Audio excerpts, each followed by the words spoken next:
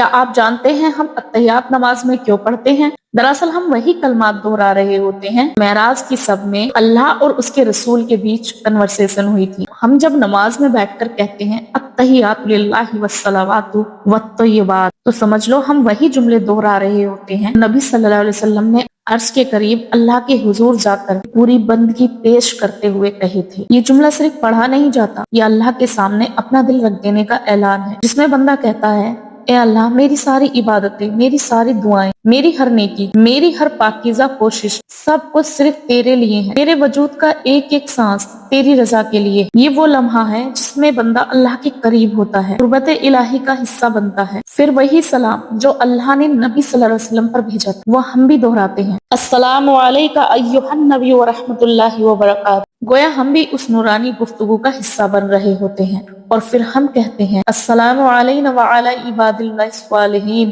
یعنی ہم اپنے لیے اور ہر نیک بندے کے لیے سلامتی مانگتے ہیں۔ یہ الفاظ صرف زبان سے نہیں نکلتے، یہ روح سے نکلتے ہیں۔ یہ مکالمہ بندے کو زمین سے اٹھا کر عرش الہی کے نزدیک لے جاتا ہے۔ اتحیات دراصل وہ مقام ہے جہاں بندہ محسوس کرتا ہے کہ وہ اللہ کے سامنے بیٹھا ہے، اس سے بات کر رہا ہے اور اللہ اس کی ہر سرگوشی سن رہا ہے۔ خوش نصیب ہے وہ جو اتحیات کو دل سے پڑھتے ہیں، کیونکہ وہ جانتے ہیں کہ اس لمحے وہ اللہ کے بے حد قریب ہوتے ہیں۔